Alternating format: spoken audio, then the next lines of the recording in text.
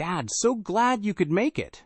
Mark gave me a bear hug as I stepped inside their overly decorated foyer. Thanksgiving always brought a certain warmth, a sense of family and tradition, and the aroma of, well, it should have been roasting turkey. This year, it smelled faintly of cinnamon potpourri, and something vaguely chemical I couldn't quite place. Tiffany, my daughter-in-law, emerged from the kitchen, wiping her hands on a pristine floral print apron. "Owen, so wonderful to see you. Welcome, welcome." Her greeting was enthusiastic, almost overly so, and she air-kissed the space beside my cheek. "Tiffany, dear, everything smells interesting," I said, trying to keep a neutral tone. My nose, trained over decades in the finest kitchens, was already picking up some discordant notes. "Oh, you!" Tiffany giggled, tucking a stray strand of perfectly coiffed blonde hair behind her ear. "I've been slaving away in the kitchen all morning, getting everything just right for my special Thanksgiving feast." She gestured towards the kitchen with a flourish. My stomach rumbled, not with hunger, but with a growing unease. "Anything I can do to help?" I offered, already anticipating the familiar rhythm of a bustling kitchen, the clanging of pots, the sizzle of butter.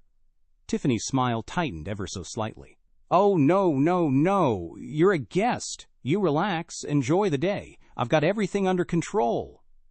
She patted my arm, a gesture that felt more like a gentle push.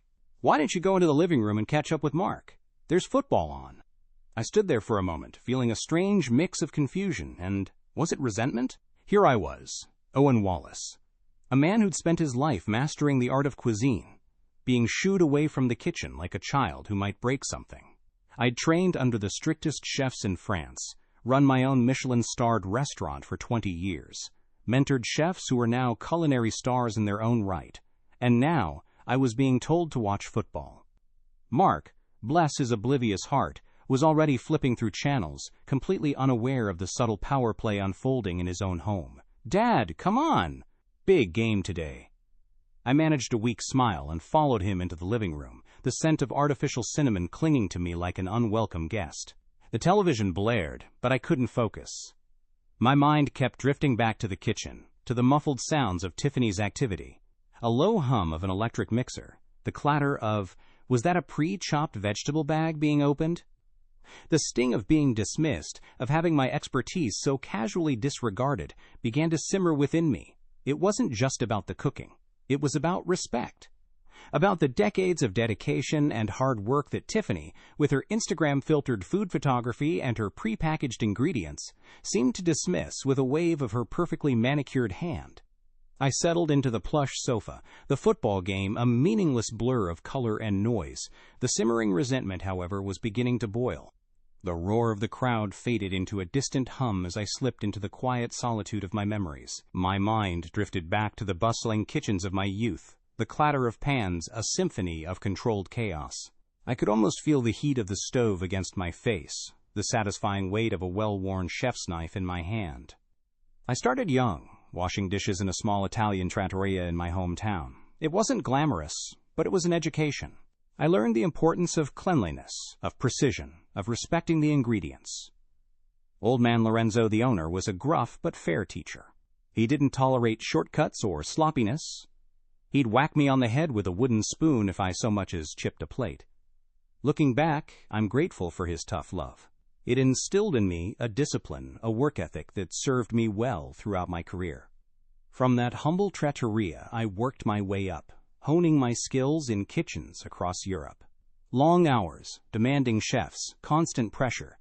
It was a grueling apprenticeship, but it forged me into the chef I became. I remember the first time I perfectly seared a foie gras, the delicate balance of crisp exterior and meltingly soft interior. The look of approval on Chef Dubois' face, a man who rarely showed emotion, was a reward more valuable than any paycheck.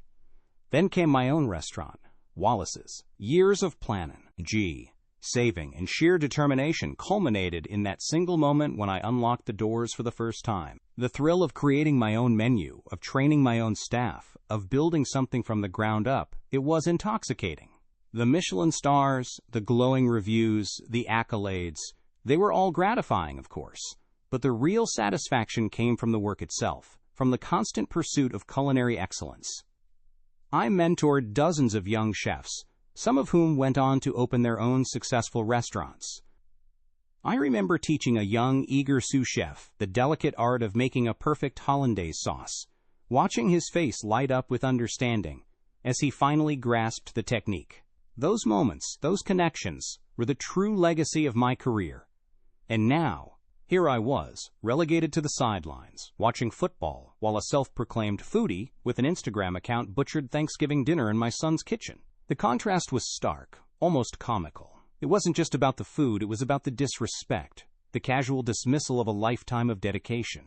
Tiffany, with her prepackaged ingredients and her trendy, flavorless recipes, represented everything I stood against in the culinary world.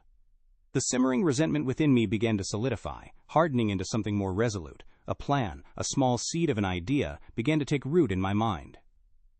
I wasn't just going to sit there and watch. I was going to teach Tiffany a lesson about respect, about experience, about the true meaning of culinary skill.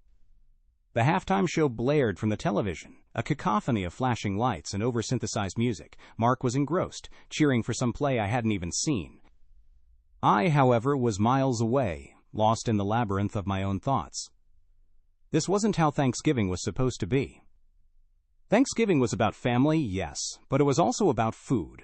Real food, made with love and care, not something assembled from a box and photographed for social media. My own Thanksgiving memories were a tapestry of rich aromas and flavors. The scent of my mother's sage and onion stuffing, the golden brown skin of my grandmother's roasted turkey, the sweet tang of cranberry sauce made from scratch. These were the flavors of my childhood, the flavors of tradition, the flavors of love. And I, in my own way, had carried on that tradition. My Thanksgiving feasts were legendary, elaborate affairs with multiple courses, each dish meticulously prepared, each flavor perfectly balanced. I remembered one particular Thanksgiving, years ago, when I'd hosted my entire extended family at my restaurant. I'd spent weeks planning the menu, sourcing the finest ingredients, orchestrating every detail. The main course was a turducken, a culinary masterpiece of deboned chicken, stuffed inside a duck, stuffed inside a turkey, each layer separated by a different savory stuffing. It was a labor of love, a testament to my skill and dedication. The look of awe on my family's faces as I presented the dish, the murmurs of appreciation as they savored each bite, that was the ultimate reward. And now I was being treated like a culinary incompetent, banished from the kitchen by a woman whose idea of gourmet cooking was sprinkling pre-shredded cheese on a microwave burrito. The injustice of it all gnawed at me. It wasn't just about the ego, although I'd be lying if I said that didn't play a part. It was about the sheer waste of knowledge, the disregard for tradition, the triumph of superficiality over substance. I glanced over at Tiffany, who had emerged from the kitchen and was now scrolling through her phone, presumably updating her Instagram feed with pictures of her culinary creations. She caught my eye and smiled, a bright, artificial smile that didn't reach her eyes. "Everything all right, Owen?" she asked, her tone saccharine sweet. "Just fine, dear," I replied, forcing a smile of my own. But beneath the surface, the resentment was bubbling, threatening to boil over. I couldn't shake the feeling that this Thanksgiving was going to be different, and I was starting to think that maybe, just maybe, I had a role to play in making it so. That simmering resentment, that slow burn of indignation, began to transform into something else. It wasn't just hurt pride anymore. It was a steely resolve, a quiet determination to take action. I wouldn't storm into the kitchen and res. Tea control from Tiffany. That would be crass, uncivilized. No, I'd do something far more subtle, far more effective. I'd teach her a lesson she wouldn't soon forget. A lesson about respecting experience, about the difference between true culinary skill and Instagram-worthy fakery. The seed of a plan began to germinate in my mind, taking root and pushing through the layers of politeness and forced smiles. I wouldn't outright sabotage her efforts, not in a blatant way, that would be too obvious, too easily traced back to me. No, I'd be far more cunning. I'd nudge her in the wrong direction, offer seemingly helpful suggestions that would, in fact, lead to culinary disaster. I'd be the gentle breeze that fanned the flames of her incompetence, the subtle current that steered her ship onto the rocks. My mind raced, sifting through decades of culinary knowledge, searching for the perfect pressure points, the subtle tweaks that would unravel her carefully constructed facade. I thought about the menu she'd described, the dishes she'd so proudly proclaimed she'd be making. Roasted turkey, of course, the centerpiece of any Thanksgiving feast. Gravy, cranberry sauce, mashed potatoes, stuffing, the usual suspects. But Tiffany, in her infinite wisdom, had decided to put her own modern twist on these classics. A maple-glazed turkey with rosemary-infused butter, a cranberry sauce with orange zest and ginger, a sweet potato casserole with pecan crumble, and a drizzle of, was it balsamic vinegar? My stomach churned, not with hunger, but with a growing sense of culinary horror. The first step, I decided, was reconnaissance. I needed to gather intel, to understand the full extent of Tiffany's culinary delusions. I needed to know her weaknesses, her blind spots, the cracks in her armor of self-proclaimed expertise. And where better to start than with the source of her culinary inspiration, her Instagram feed? I excused myself from the football game, feigning a need to use the restroom. Instead, I slipped into the guest room, retrieved my phone, and discreetly searched for Tiffany's Instagram handle. There it was, at Tiffany's Taste Buds, complete with a profile picture of her beaming next to a plate of something that looked suspiciously like avocado toast. I scrolled through her feed, a curated collection of overly filtered photos showcasing her culinary creations. There were pictures of elaborate charcuterie boards, colorful salads, and intricately decorated cakes. But beneath the surface, I could see the telltale signs of a culinary amateur. The pre-cut vegetables, the store-bought sauces, the reliance on simple, trendy recipes. It was all style, no substance. A carefully constructed illusion of culinary prowess, designed to impress her followers and inflate her own ego. As I scrolled, I stumbled upon her Thanksgiving menu, posted just a few days earlier. Each dish was accompanied by a lengthy caption extolling its virtues, its unique flavor combinations, its Instagram-worthy presentation. I read through the descriptions, my lips curling into a barely perceptible sneer. She was planning to use pre-made pie crust, canned cranberry sauce, albeit with her special twist, and instant gravy mix. It was a culinary travesty, a desecration of Thanksgiving tradition. My plan began to take shape, solidifying into a multi-pronged strategy of subtle sabotage. I knew exactly how to help Tiffany with her preparations, how to offer seemingly innocuous suggestions that would ultimately lead to her downfall. I would be the culinary puppet master, pulling the strings from behind the scenes, orchestrating her culinary demise with the precision and finesse of a seasoned chef. And as the curtain rose on Thanksgiving dinner, Tiffany's carefully constructed culinary facade would crumble, revealing the truth beneath the filter. The game droned on, a meaningless backdrop to the turmoil brewing inside me. I couldn't shake the feeling of being sidelined. Like a prized racehorse put out to pasture, still full of fire, but denied the chance to run. My hands that had once crafted culinary masterpieces, now lay idle in my lap. Hands that had felt the yielding give of dough, the smooth coolness of a perfectly ripe tomato, the satisfying heft of a copper saucepan. Now they just felt empty. My mind drifted back to the early days of my career, the grueling hours, the relentless pressure. I remember red, the burn of 1,000 cuts, the sting of hot oil splattering on my skin, the bone-deep exhaustion after a 16-hour shift. But I also remembered the thrill of creating something beautiful, something delicious, something that brought joy to others. I remembered the camaraderie of the kitchen, the shared struggles, the mutual respect that forged bonds stronger than any family tie. There was Chef Dubois, a stern, demanding taskmaster who had taught me the meaning of precision, the importance of every single ingredient. He was a man of few words, but his praise, when it came, was worth more than any award. I remembered the first time he tasted my sauce béarnaise, the slight nod of his head, the almost imperceptible flicker of a smile. It was a moment of pure validation, a confirmation that I was on the right path. Then there was Madame Sylvie, the pastry chef at a small bistro in Lyon. She was a whirlwind of energy, a force of nature in the kitchen. She taught me the delicate art of pastry making, the patience and precision required to create those ethereal confections. I remember the first time I successfully made a soufflé, the way it rose majestically in the oven, its golden surface, a testament to my newfound skill. Madame Sylvie had clapped her hands with delight, a rare display of emotion from a woman who usually kept her feelings tightly guarded.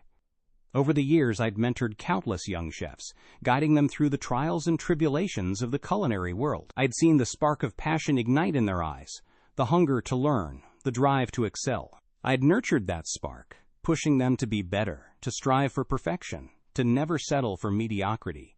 Some of them had gone on to become culinary stars in their own right, opening their own restaurants, earning their own accolades.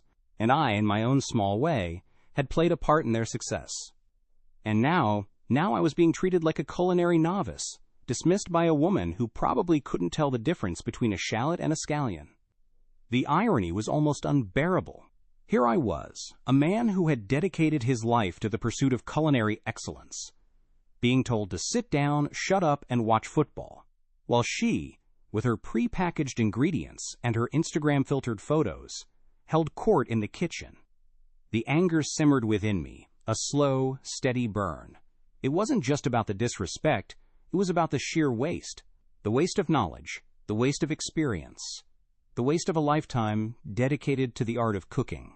Tiffany, in her blissful ignorance, was squandering an opportunity to learn from a master. She was so blinded by her own self-proclaimed expertise that she couldn't see the wealth of knowledge standing right in front of her. I closed my eyes, taking a deep breath, trying to quell the rising tide of anger.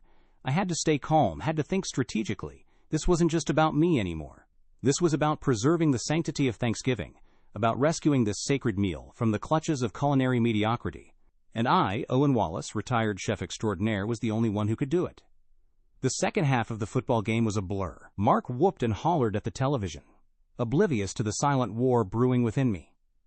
I feigned interest, nodding occasionally, but my mind was elsewhere. It was churning, strategizing, formulating a plan. I needed more information, more ammunition. Tiffany's Instagram feed had given me a glimpse into her culinary superficiality, but I needed a closer look, a deeper understanding of her methods, her weaknesses. My opportunity came during a commercial break. Tiffany emerged from the kitchen, her phone in hand, presumably checking for likes and comments on her latest Instagram post. "Anything I can get you, Owen?" she asked, her voice dripping with forced sweetness.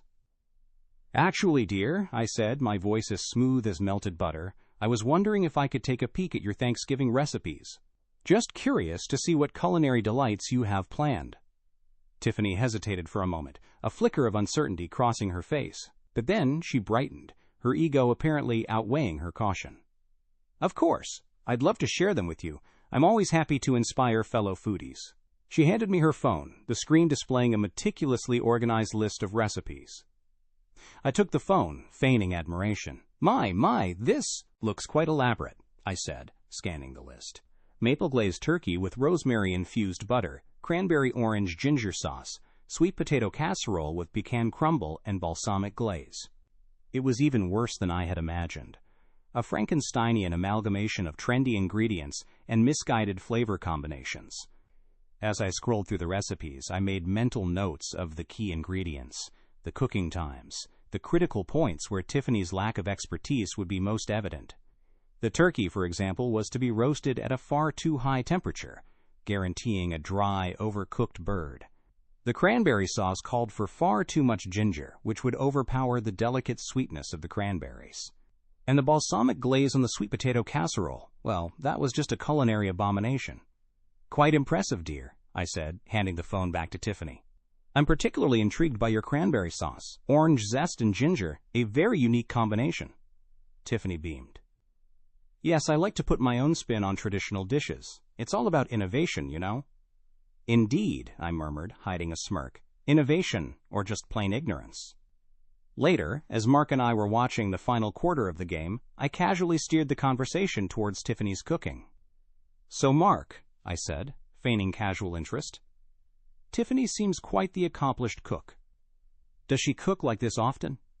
Mark, bless his oblivious heart, puffed up with pride. "Oh yeah, Tiffany's a fantastic cook.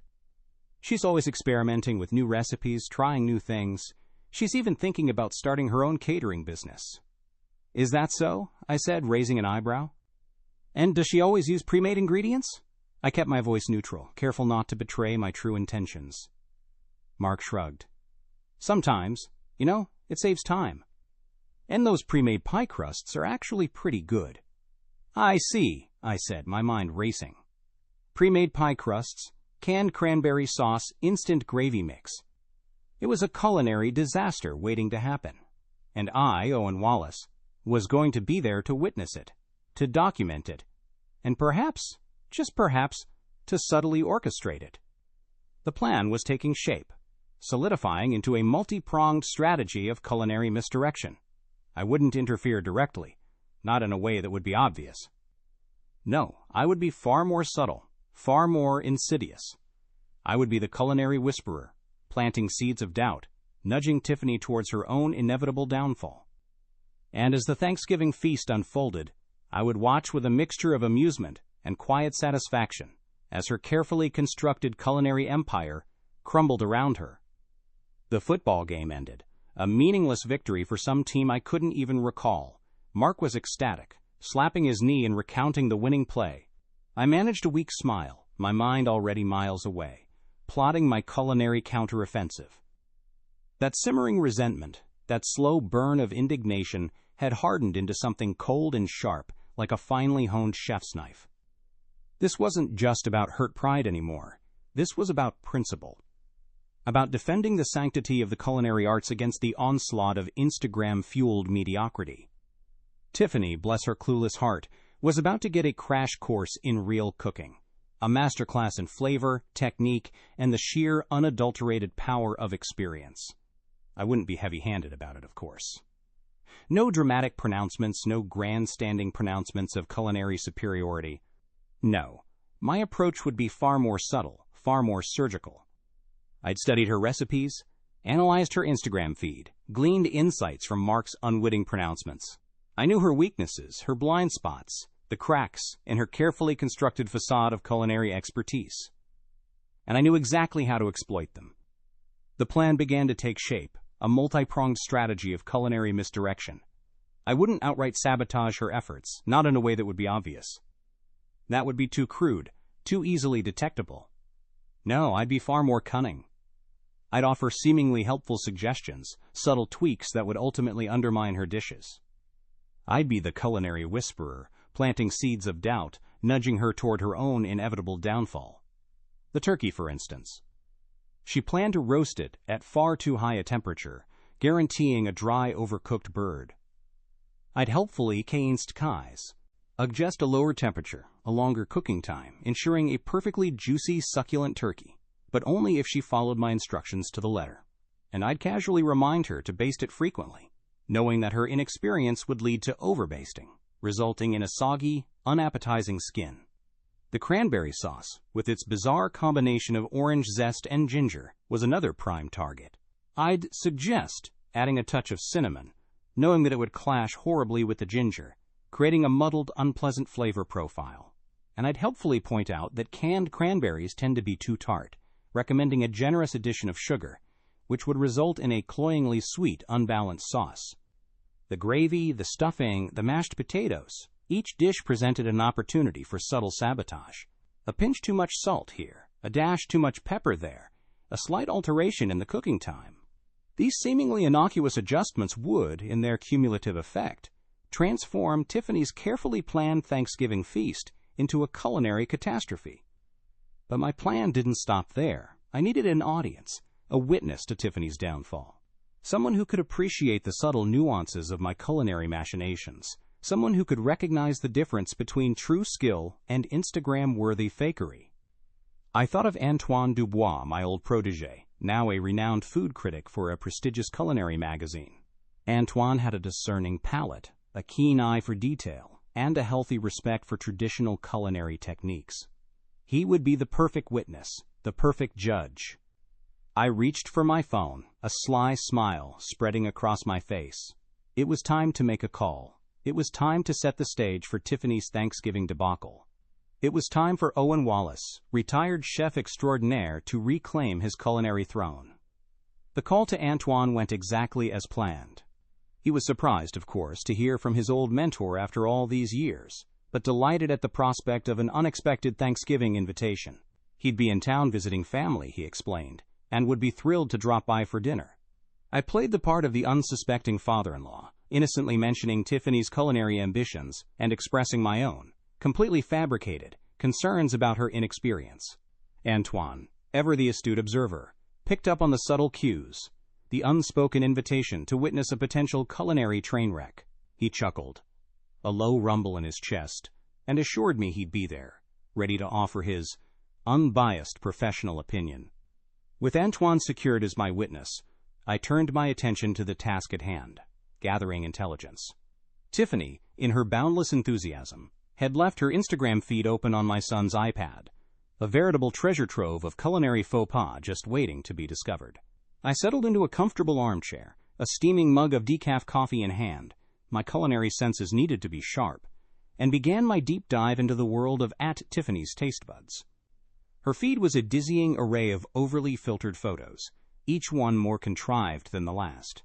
There were pictures of avocado toast artfully arranged on rustic wooden boards, rainbow-colored smoothie bowls topped with exotic fruits, and elaborate charcuterie boards overflowing with pre-sliced cheeses and cured meats.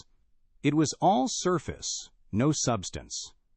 A carefully curated illusion of culinary expertise, designed to impress her followers and inflate her own ego.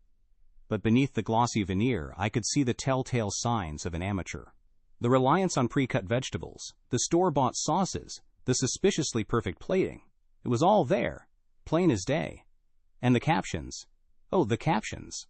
Each one was a masterpiece of self-congratulatory prose, extolling the virtues of her culinary creations, her unique flavor combinations, her Instagram-worthy presentations. It was enough to make a seasoned chef weep. I paid particular attention to her Thanksgiving posts, meticulously documenting her planned menu. The maple glazed turkey with rosemary-infused butter, the cranberry orange ginger sauce, the sweet potato casserole with pecan crumble and balsamic glaze. It was even worse than I'd imagined. A Frankensteinian amalgamation of trendy ingredients and misguided flavor combinations. I scrutinized each recipe, noting the key ingredients, the cooking times, the critical points where Tiffany's lack of expertise would be most evident. The turkey, for instance, was to be roasted at far too high a temperature, guaranteeing a dry, overcooked bird. The cranberry sauce called for far too much ginger, which would overpower the delicate sweetness of the cranberries. And the balsamic glaze on the sweet potato casserole, well, that was just a culinary abomination. As I delved deeper into Tiffany's Instagram world, a slow smile spread across my face. I had her. I knew her weaknesses, her insecurities, her culinary blind spots. I had the blueprint for her downfall. All that remained was to execute my plan, to nudge her gently in the wrong direction, to watch with quiet satisfaction as her carefully constructed culinary empire crumbled around her. I closed the iPad, a sense of anticipation bubbling within me. Thanksgiving was going to be interesting. And I, Owen Wallace, retired chef extraordinaire, was going to make sure of it. Tiffany's Instagram feed was a culinary car crash waiting to happen. I scrolled through pictures of perfectly arranged avocado toast, painstakingly decorated cupcakes, and charcuterie boards that looked like they'd been assembled by a team of art directors. Everything was meticulously styled, filtered, and hashtagged within an inch of its life. Hashtag foodie, hashtag instafood, hashtag homechef, hashtag blessed, hashtag eat pretty. It was a nauseating display of culinary superficiality. But beneath the glossy veneer, the cracks were starting to show. The pre-cut vegetables peeking out from beneath a carefully draped sprig of parsley, the telltale sheen of store-bought glaze on a supposedly homemade tart, the suspiciously uniform shape of the artisanal bread. It was all there, if you knew where to look. And I knew where to look. I'd spent a lifetime in the kitchen, honing my skills, developing my palate, learning the subtle nuances of flavor and technique. I could spot a shortcut a mile away, sniff out a pre-made ingredient from across the room. And Tiffany, bless her heart, was a walking, talking encyclopedia of culinary shortcuts. Her Thanksgiving menu, proudly displayed on her feed, was a case in point: maple glazed turkey with rosemary-infused butter. Sounds impressive, right? Except the rosemary-infused butter was clearly store-bought, and the glaze was suspiciously similar to something you'd find in a jar at the supermarket. Cranberry orange ginger sauce. Again, sounds fancy, but the photo revealed the telltale sheen of canned cranberry sauce, gussied up with a few strategically placed orange slices and a sprinkle of grated ginger. And then there was the sweet potato casserole, with pecan crumble and balsamic glaze. Balsamic glaze on a sweet potato casserole? It was a culinary abomination, a crime against nature. I clicked on the recipe links, my stomach churning with a mixture of amusement and disgust. Pre-made pie crust, instant gravy mix, boxed stuffing. It was a Thanksgiving feast, assembled from a kit, a culinary Frankenstein's monster cobbled together from the spare parts of convenience foods. I needed to know more. I needed to understand the full extent of her culinary delusions. So while Mark was engrossed in a particularly thrilling episode of some home improvement show, I casually brought up the subject of Tiffany's cooking. "So Mark," I said, trying to sound as nonchalant as possible, "Tiffany seems quite the enthusiastic cook. Does she always go to such lengths for her meals?" Mark, bless his oblivious heart, puffed up with pride. "Oh yeah, Tiffany's a real foodie. She's always trying new recipes, experimenting with different flavors. She's even thinking about starting her own food blog." "A food blog, you say?" I raised an eyebrow, trying to suppress a smirk. "And does she always use such innovative ingredients?" Mark shrugged. "Well, she likes to keep things efficient. Time-saving techniques and all that. She says it allows her to focus on the creative aspects of cooking." Efficient. Right, efficient was one word for it, lazy was another. I pressed on, gently probing for more information. "And these time-saving techniques, do they involve a lot of pre-made ingredients?" Mark hesitated for a moment, a flicker of uncertainty crossing his face. "Well, sometimes. Those pre-made pie crusts are actually pretty good. And the canned cranberry sauce, well, it's just easier, especially with everything else she has to do." "Everything else she has to do? Like what? Updating her Instagram feed? Taking perfectly lit photos of her culinary abominations?" I nodded slowly, my mind buzzing with ideas.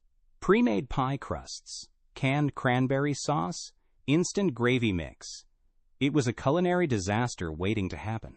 And I, Owen Wallace, retired chef extraordinaire, was going to be there to witness it. In fact, I was starting to think I might even play a small part in orchestrating it. I finished my coffee, a slow smile spreading across my face. Thanksgiving was going to be interesting, very interesting indeed. The day before Thanksgiving dawned crisp and bright, the air tinged with the promise of a festive feast. Or so Tiffany thought. I, however, awoke with a sense of quiet anticipation, a predatory gleam in my eye. Today was the day I put my plan into action. The day I began to subtly weave my web of culinary misdirection. I found Tiffany in the kitchen, already buzzing with nervous energy. She was surrounded by an array of pre-packaged ingredients, her phone propped up on a stand, presumably live-streaming her Thanksgiving preparations to her adoring followers. She was wearing a pristine white apron, her perfectly coiffed blonde hair pulled back in a tight ponytail. She looked like she was about to perform surgery, not prepare a Thanksgiving dinner. "Good morning, Owen," she chirped, her voice a little too bright, a little too high-pitched. "Ready for the big day?" "Indeed, dear," I replied, my voice as smooth as honey. "Anything I can do to help?" I knew exactly what I wanted to help with. "Oh, that would be wonderful," Tiffany exclaimed, clearly relieved to have someone take some of the load off her perfectly manicured shoulders. "I'm just about to start on the cranberry sauce. Could you possibly chop the ginger for me?" She gestured towards a small knob of ginger root lying on the counter. "My pleasure," I said, picking up the ginger and a sharp knife. As Tiffany turned her attention back to her phone, I subtly shaved off a sliver of ginger and slipped it into my pocket. Then I proceeded to finely mince the remaining ginger, making sure the pieces were as small and as uniform as possible. The more surface area, the more intense the ginger flavor. And a little extra ginger, combined with the cinnamon I'd suggested yesterday, would create a flavor profile that would make even the most adventurous foodie wince. Next, I helped Tiffany with the turkey. She was about to slather it with a store-bought rosemary-infused butter, which in itself was a culinary crime. But I had something even better in mind. "Tiffany, dear," I said, my voice dripping with feigned concern, "are you sure that's enough butter? A turkey this size needs a lot of moisture, otherwise it'll dry out in the oven." Tiffany frowned, her brow furrowed in concentration. "I think it's enough," she said, her voice tinged with doubt. "The recipe only calls for 2 tablespoons." 2 tablespoons? I exclaimed, feigning shock. "That's hardly any butter at all. Trust me, dear, you need at least twice that amount, and make sure you baste it frequently, every 15 minutes at least." Tiffany, bless her heart, took the bait. She doubled the amount of butter, slathering it liberally over the turkey. And she dutifully set a timer for 15 minutes, ready to commence her basting marathon. Little did she know that all that extra butter, combined with the frequent basting, would result in a soggy, unappetizing skin. Throughout the day, I continued my subtle sabotage, adding a pinch too much salt to the stuffing, accidentally spilling a bit of pepper into the mashed potatoes, and helpfully suggesting that Tiffany add a touch of cornstarch to the gravy to thicken it, knowing that it would result in a lumpy, gluey mess.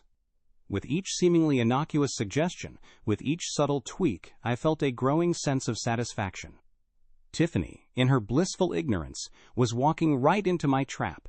She was so focused on her Instagram feed, on her carefully curated image of culinary perfection, that she couldn't see the disaster unfolding right in front of her. As the afternoon wore on, the aroma of roasting turkey filled the house. But beneath the savory scent, I could detect the faint undercurrent of ginger, the slightly acrid tang of over-salted stuffing, the subtle hint of burnt pepper in the mashed potatoes. It was a symphony of culina, rye, missteps, a masterpiece of misdirection. And I, Owen Wallace, retired chef extraordinaire, was the conductor. The day before Thanksgiving was a whirlwind of carefully orchestrated chaos. Tiffany, bless her heart, was a whirlwind of nervous energy, flitting around the kitchen like a hummingbird on a sugar rush. She was constantly checking her phone, updating her Instagram feed with pictures of her prep work, soliciting compliments from her followers. It was all I could do to keep a straight face. My plan was simple, yet devastatingly effective. I would be the helpful father-in-law, offering assistance, making suggestions, subtly guiding Tiffany towards her own culinary demise. "Tiffany, dear," I'd say, my voice dripping with feigned concern, "are you sure you're using enough sage in the stuffing? It needs a good, strong flavor, you know."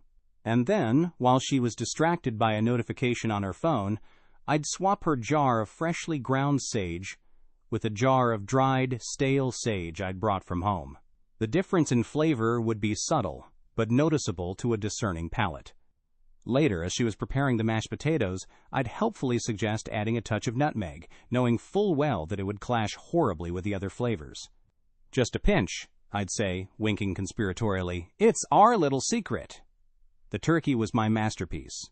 Tiffany, following my earlier advice, had slathered it with far too much butter and basted it religiously every 15 minutes. The skin was already starting to look a bit soggy, but I wasn't done yet. As she was preheating the oven, I accidentally bumped the temperature dial a few degrees higher. Not enough to be noticeable, but enough to ensure that the turkey would be dry and overcooked. The gravy was another opportunity for subtle sabotage. Tiffany, bless her heart, was using a pre-made gravy mix. I watched with amusement as she struggled to whisk the lumpy powder into the boiling water. "A little more water, dear," I suggested, knowing that it would thin out the gravy, making it watery and flavorless. And then, as she wasn't looking, I added a pinch of salt, just enough to make it noticeably oversalted. The cranberry sauce, with its bizarre combination of orange zest and ginger, was already a culinary disaster waiting to happen, but I decided to add my own special touch. While Tiffany was busy taking a selfie with her half-finished dishes, I discreetly swapped her jar of ground ginger with a jar of ground cardamom. The difference in flavor would be subtle, but noticeable, adding a strange, almost medicinal note to the already unbalanced sauce. As the day progressed, the kitchen became a battleground of culinary subterfuge. Tiffany, oblivious to my machinations, continued to flit around, snapping photos, checking her phone, and generally making a mess of things. I, on the other hand, moved with the stealth and precision of a seasoned chef, subtly altering ingredients, adjusting cooking times, and generally sowing chaos wherever I went. By the time the first guests arrived, the stage was set. The turkey was in the oven, slowly drying out to a crisp. The gravy was simmering on the stovetop, a lumpy, over-salted mess. The cranberry sauce sat in a crystal bowl, its strange cardamom-infused aroma wafting through the air. The mashed potatoes were dotted with flecks of nutmeg, a culinary abomination waiting to be unleashed. And the stuffing, well, let's just say it wouldn't be winning any awards. I greeted the guests with a warm smile, my heart filled with a mixture of anticipation and malicious glee. Tiffany, oblivious to the impending disaster, was beaming, basking in the compliments of her unsuspecting guests. She had no idea what was coming. And neither did they. But they would soon find out. Thanksgiving dinner was about to be served, and it was going to be unforgettable. The air crackled with anticipation. Tiffany, flushed with excitement, finally emerged from the kitchen, a platter laden with the roasted turkey held aloft like a trophy. It wasn't quite the golden brown masterpiece she'd envisioned. The skin was oddly pale and wrinkled, a testament to my over-basting instructions. As she placed the turkey on the table, a plume of steam rose, carrying with it a faint, almost acrid scent. I caught a whiff of rosemary, yes, but also something else, something off, almost burnt. Ah, yes, the slightly elevated oven. And temperature. My handiwork! Tiffany, oblivious to the subtle flaws, beamed at the assembled guests. Ta-da! My masterpiece, she announced, gesturing towards the turkey with a flourish. Mark, ever the supportive husband, clapped enthusiastically. The other guests murmured polite compliments, their expressions a mixture of forced smiles and thinly veiled apprehension. Antoine, however, sat quietly, his sharp eyes scrutinizing the turkey with a clinical detachment. The carving commenced. As Mark sliced into the bird, a collective gasp rippled through the room. The meat, instead of being a succulent, juicy pink, was a dry, chalky white. My overbasting instructions, coupled with the elevated oven temperature, had done their job. Mark, bless his heart, tried to salvage the situation, ladling a generous amount of gravy over the dry slices of turkey. But the gravy, thanks to my subtle additions of water and salt, was thin, watery, and far too salty. The combination of dry turkey and salty gravy was, to put it mildly, unappetizing. Next came the side dishes. The mashed potatoes, laced with my secret ingredient of nutmeg, were met with polite but strained smiles. The stuffing, thanks to the substitution of stale sage, had a distinctly musty flavor, and the cranberry sauce, with its strange, cardamom-infused aroma, was greeted with outright confusion. Tiffany, her initial euphoria rapidly evaporating, tried to explain her unique flavor combinations, her modern twist on traditional Thanksgiving dishes, but her explanations fell on deaf ears. The guests, their palates assaulted by a barrage of mismatched flavors, were struggling to maintain a semblance of composure. Antoine, however, was in his element. He sampled each dish with a detached, almost scientific precision, his eyes twinkling with amusement. He made polite, non-committal noises, but his silence spoke volumes. He knew, without a doubt, that something was amiss. He recognized the subtle signs of culinary incompetence, the telltale fingerprints of a chef who was in way over her head. As the meal progressed, the atmosphere grew increasingly tense. Tiffany, her initial confidence shattered, retreated into a sullen silence. Mark, sensing the shift in mood, tried to lighten the atmosphere with forced jokes and awkward anecdotes. But his efforts fell flat. The guests, their stomachs churning with a mixture of indigestion and disappointment, were eager to escape the culinary carnage. The final blow came with the dessert. Tiffany, bless her heart, had attempted to make a pumpkin pie from scratch, but her lack of baking skills, coupled with the pre-made pie crust she'd insisted on using, had resulted in a soggy, undercooked mess. The crust was tough and chewy, the filling runny and bland. It was the culinary equivalent of a train wreck. As Tiffany placed the pie on the table, a single perfect tear rolled down her cheek. It was the final, undeniable admission of defeat. Her carefully constructed culinary facade had crumbled, revealing the truth beneath the filter. She was no chef. She was an Instagram foodie, a purveyor of culinary illusions, a fraud. And I, Owen Wallace, retired chef extraordinaire, had exposed her. The moment of truth had arrived. Tiffany, her face a mask of forced cheer, placed the turkey on the table. It sat there, a pale, deflated imposter of the golden brown bird she'd envisioned. The skin, instead of being crisp and crackling, was wrinkled and oddly pale, a testament to my over-basting sabotage. A faint, almost acrid smell rose from the platter, a subtle hint of burnt rosemary mingling with the aroma of, well, I wasn't quite sure what. Certainly not the mouth-watering scent of a perfectly roasted turkey. Mark, bless his oblivious heart, carved the bird with gusto, oblivious to the subtle signs of culinary distress. As he sliced into the breast, a collective gasp rippled through the assembled guests. The meat, instead of being a succulent, juicy pink, was a dry, chalky white.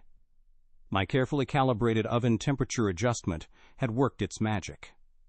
"Oh dear," Tiffany murmured, her voice barely a whisper.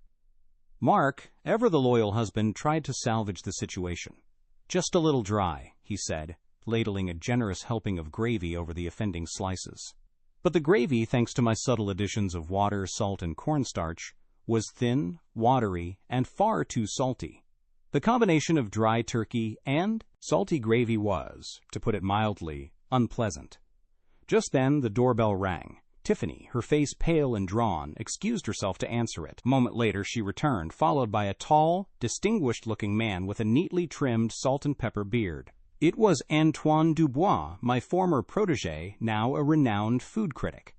"Antoine!" I exclaimed, feigning surprise. "What a pleasant surprise! I didn't know you were in town." Antoine, playing his part perfectly, raised an eyebrow in mock astonishment. "Owen, what a coincidence! I was just visiting family nearby and decided to drop by and say hello. I had no idea you'd be here." He turned to Tiffany, a polite smile gracing his lips. "And you must be Tiffany. Mark has told me so much about your cooking." Tiffany, flustered and clearly off balance, stammered a greeting. She had no idea that her carefully curated Thanksgiving feast was about to be subjected to the scrutiny of a professional food critic. The meal continued, each dish revealing new and increasingly horrifying flaws. The mashed potatoes, laced with my secret ingredient of nutmeg, were met with polite but strained smiles.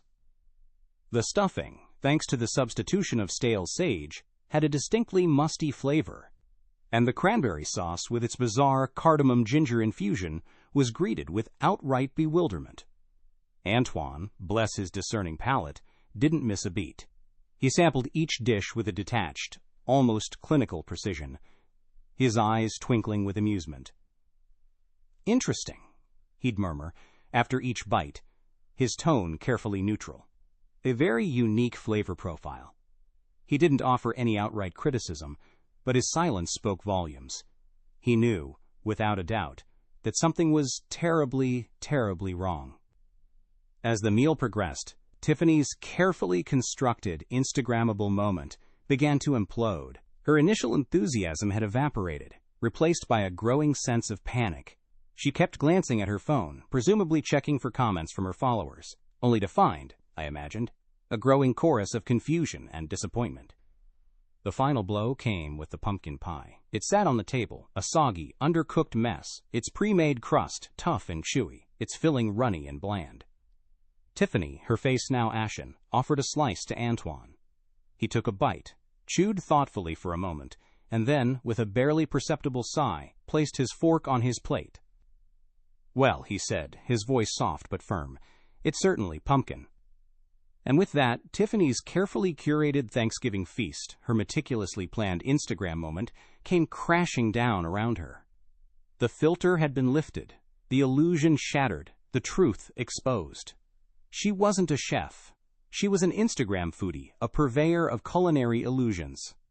And I, Owen Wallace, retired chef extraordinaire, had orchestrated her downfall. The silence that followed Antoine's pronouncement about the pie was thick enough to spread on toast. Tiffany's face, already pale, had now taken on a distinctly greenish hue. She looked like she might be sick. Mark, bless his heart, was still trying to be supportive. But even he couldn't deny the evidence of his own taste buds. The Thanksgiving feast, Tiffany's carefully orchestrated culinary masterpiece, was a complete and utter disaster. Her carefully curated Instagram persona, the one she'd so painstakingly constructed over the past few years, was crumbling before her eyes. I could almost see the cracks spreading across her carefully filtered facade, like a spiderweb on a pristine white wall. The likes and comments she'd so desperately craved were replaced by a growing chorus of confusion, disappointment, and outright mockery. Her followers, notified of the live food critic review courtesy of Antoine's strategically placed Instagram story, were having a field day. #Thanksgiving fail, one commenter wrote. That turkey looks drier than my grandma's sense of humor, another chimed in. Cardamom and cranberry sauce. Is this some kind of hipster joke? Someone else asked. Tiffany's carefully crafted online world, her virtual kingdom of likes and followers, was collapsing around her. The illusion of culinary expertise she'd so meticulously cultivated had been shattered, exposed for the sham it truly was. And I, Owen Wallace, retired chef extraordinaire, had orchestrated it all. Mark, initially defensive of his wife, finally began to see the truth. He'd tasted the dry turkey, the salty gravy, the nutmeg-infused mashed potatoes. He'd smelled the strange cardamom-laced cranberry sauce. He'd tasted the soggy, undercooked pumpkin pie. And he knew, deep down, that something was terribly, terribly wrong. He looked at Tiffany, his eyes filled with a mixture of confusion and dawning realization. Honey, he said gently, maybe next year we can just order takeout? Tiffany, her eyes brimming with tears, nodded silently. The fight had gone out of her. Her culinary dreams, her aspirations of food blogging stardom, lay in ruins around her, like the remnants of a Thanksgiving feast gone horribly wrong. The other guests, sensing the shift in mood, began to make their excuses. They thanked Tiffany for the interesting meal, offered a few awkward pats on the back, and quickly made their escape. Antoine, his mission accomplished, lingered for a moment, offering me a knowing wink before slipping out the door. The house fell silent. Tiffany, still fighting back tears, began clearing the table, the remnants of her culinary disaster a stark reminder of her failure. Mark, looking lost and bewildered, wandered into the living room, flipping through channels on the television, searching for something, anything, to distract him from the wreckage of their Thanksgiving dinner. I watched them both, a quiet sense of satisfaction settling over me. My plan had worked. Tiffany's culinary pretensions had been exposed, her Instagram facade crumbled. She'd learned a valuable lesson, a lesson about respect, about experience, about the difference between true culinary skill and Instagram-worthy fakery. And I, Owen Wallace, retired chef extraordinaire, had delivered that lesson. It hadn't been easy, but it had been necessary. Thanksgiving, after all, was a sacred tradition, and it needed to be protected from the ravages of culinary mediocrity. The aftermath of Thanksgiving was a quiet, simmering embarrassment for Tiffany. She barely left the house for a week, the echoes of Antoine's polite but damning pronouncements ringing in her ears. Her carefully curated Instagram feed, once a source of pride and validation, became a constant reminder of her culinary humiliation. The comments section, once filled with gushing praise and heart emojis, was now a battlefield of snarky remarks and sarcastic memes. That turkey looked drier than the Sahara, one commenter wrote. Cardamom and cranberry sauce, is this some kind of hipster joke? Another quipped.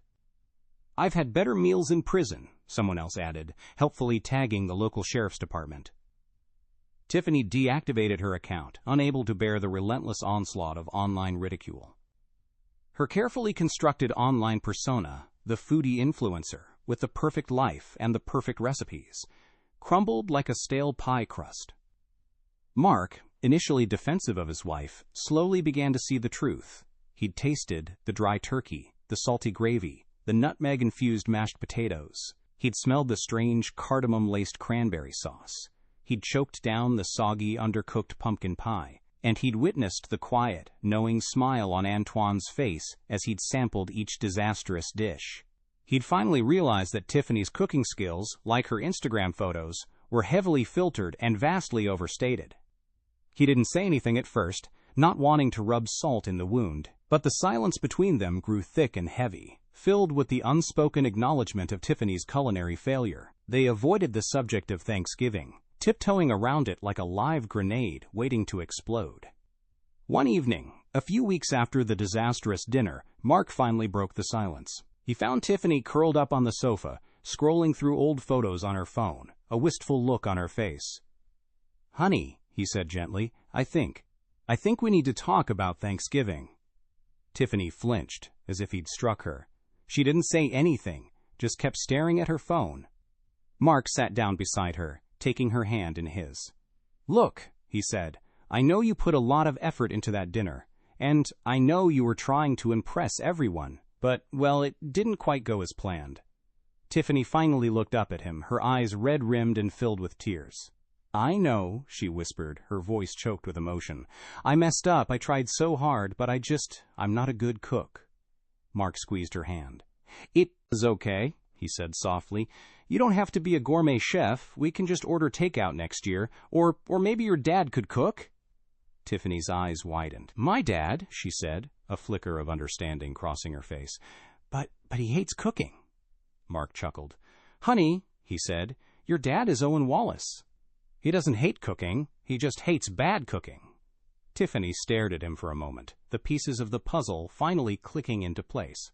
The subtle suggestions, the helpful advice, the carefully orchestrated culinary misdirection. It all made sense now. Her father, the retired five-star chef, hadn't been trying to help her. He'd been sabotaging her, subtly guiding her towards her own inevitable downfall. A slow smile spread across her face. "He played me," she said, shaking her head in disbelief. "He played me like a fiddle." Mark nodded, his smile mirroring hers. "He sure did," he said. "But you know what? He was right. You were in way over your head." Tiffany laughed, a genuine, heartfelt laugh, the first one she'd uttered since Thanksgiving. "Yeah," she said, wiping away her tears. "I guess I was." The tension between them finally broke, replaced by a shared understanding, a newfound appreciation for the true meaning of culinary skill. Tiffany's carefully constructed online persona had crumbled, but in its place, something far more genuine had emerged. A humility, a willingness to learn, a newfound respect for the wisdom and experience of her father, the retired chef extraordinaire. It was a blustery Tuesday in February, snow-dusting the window panes of my cozy kitchen. I was humming a jaunty tune as I stirred a pot of hearty beef stew, the rich aroma filling the air. Retirement suited me. I had my own kitchen back, my own knives, my own spices. No more cardamom-infused cranberry sauce, no more nutmeg-laced mashed potatoes. Just good, honest food, cooked with love and a lifetime of experience. The phone rang, interrupting my culinary reverie. It was Mark. "Hey, Dad," he said, his voice hesitant. "Got a minute?" "Of course, son," I replied, turning down the heat on the stew. "What's up?" There was a long pause, filled with the static hum of a long-distance connection. "I wanted to apologize," Mark finally said, his voice barely above a whisper, "for Tiffany's behavior at Thanksgiving. She was trying too hard, trying to impress everyone. She didn't mean to disrespect you." I chuckled, a low rumble in my chest. "It's all right, Mark. I understand. Young people these days, they get caught up in all that social media nonsense. They forget the importance of real skill, real experience." Another pause. "Yeah," Mark said. "She's learned her lesson. She's actually been taking cooking classes. Real ones, I mean. Not just watching YouTube videos." I smiled, a genuine, heartfelt smile. "That's good to hear, son. Tell her I'm glad she's finally seeing the light." "I will, Dad," Mark said. And she wanted me to tell you she's sorry. She really is." "Tell her I accept her apology," I said, my voice softening. "And tell her I'm always happy to share my knowledge, if she's willing to learn, that is." "I'll tell her, Dad," Mark said, his voice filled with gratitude. "Thanks, Dad, for everything."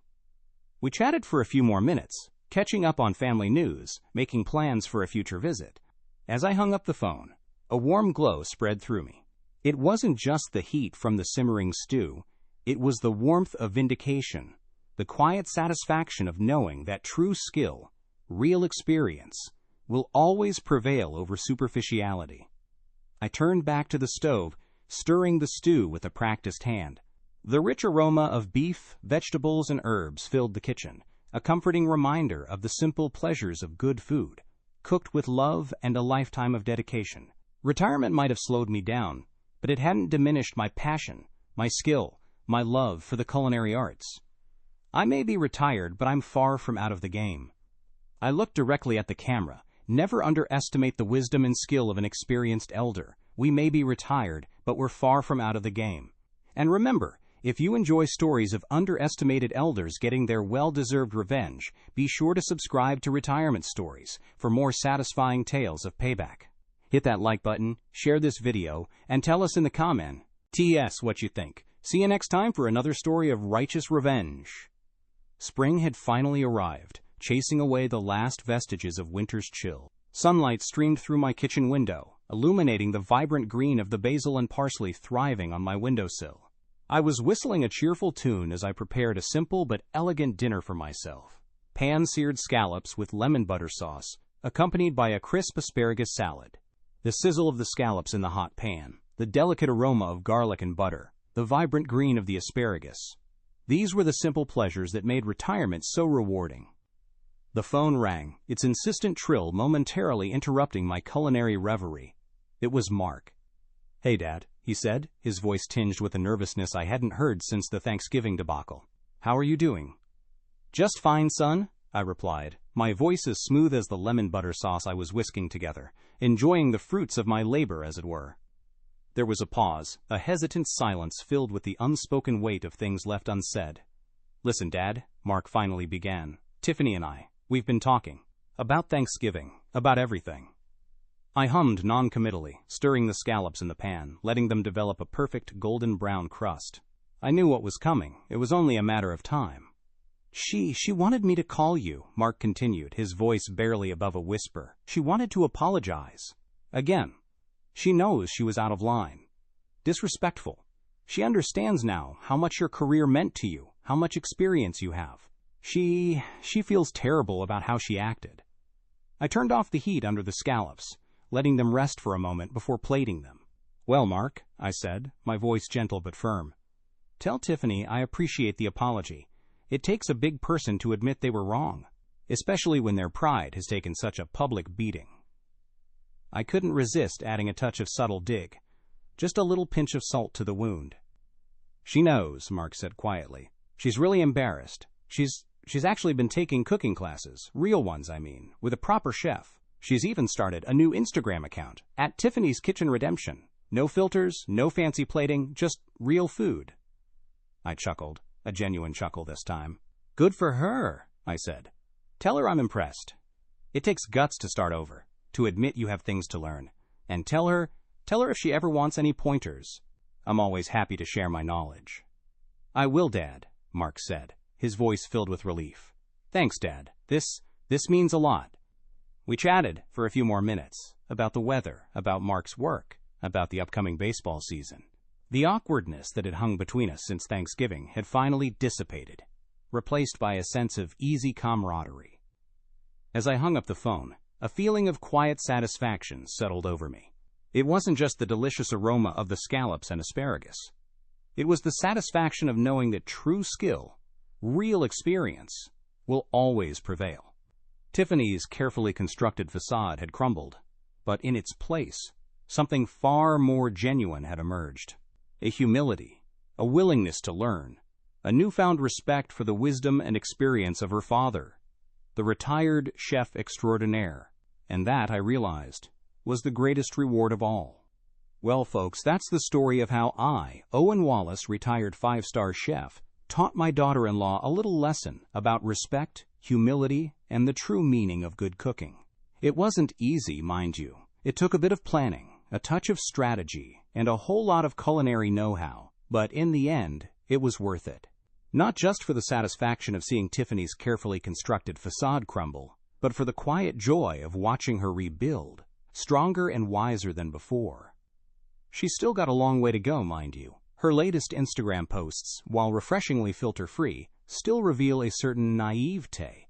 Her attempt at a soufflé, for example, looked more like a deflated balloon than a culinary masterpiece. And her homemade pasta, well, let's just say it needed a little more finesse. But she's trying, and that's what matters. She's learning, experimenting, growing. She's even started asking for my advice, which, I must admit, is rather gratifying. We've spent a few afternoons together in my kitchen, going over basic techniques, discussing flavor profiles, sharing the secrets I've accumulated over a lifetime of cooking. She's a quick study, eager to learn, and I'm starting to think she might actually have some potential. Who knows, maybe one day she'll even be able to cook a Thanksgiving dinner that doesn't send her guests running for the nearest fast food joint. But until then, I'll be here, ready to offer my guidance, my wisdom, and my occasional subtle sabotage. After all, a little bit of culinary mischief never hurt anyone. And now, folks, it's time for me to sign off. I hope you enjoyed this little tale of culinary revenge. Remember, never underestimate the wisdom and skill of an experienced elder. We may be retired, but we're far from out of the game. And if you enjoyed this story, be sure to subscribe to Retirement Stories for more satisfying tales of payback. Hit that like button, share this video with your friends, and let me know in the comments what you think. Until next time, keep cooking, keep learning, and keep those knives sharp. This is Owen Wallace, signing off. Well, that's my story. How I, Owen Wallace, a man who spent his life in the heat of professional kitchens, ended up teaching my own daughter-in-law a thing or two about cooking. And about respect. It wasn't my intention, not at first. I just wanted to enjoy a nice Thanksgiving dinner with my family. But Tiffany, bless her heart, she brought it on herself. She underestimated me. She underestimated the power of experience, the depth of knowledge that comes from a lifetime dedicated to a craft. She thought she could impress me with her Instagram filters and her prepackaged ingredients. She thought she could fool a man who's tasted the finest cuisine in the world, who's trained under the strictest chefs, who's earned Michelin stars and accolades that she could only dream of. She was wrong, dead wrong. And let's just say I taught her a lesson she won't soon forget. A lesson about humility, about respect, about the true meaning of good cooking. It wasn't easy, mind you. It took some planning, some strategy, some good old-fashioned culinary know-how. But in the end, it was worth it. Not just for the satisfaction of seeing her carefully constructed facade crumble, but for the quiet joy of watching her rebuild, stronger and wiser than before.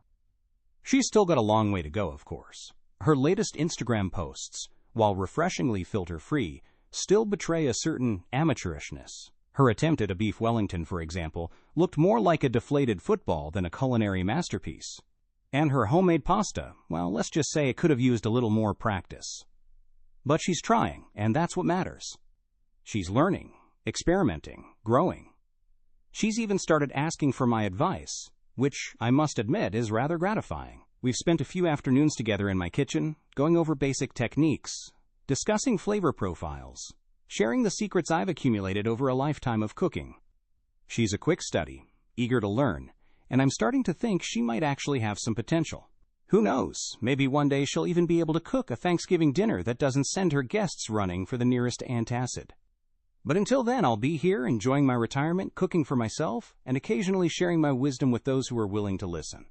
And who knows, maybe I'll even share a few more stories of culinary revenge. After all, a little bit of mischief never hurt anyone. Now, as promised, here's the part where I turn to the camera and give you my final thoughts. I look directly at you now, and I say this: never underestimate the wisdom and skill of an experienced elder. We may be retired, but we're far from out of the game. And remember, if you enjoy stories of underestimated elders getting their well-deserved revenge, be sure to subscribe to Retirement Stories for more satisfying tales of payback. Hit that like button, share this video, and tell us in the comments what you think. See you next time for another story of righteous revenge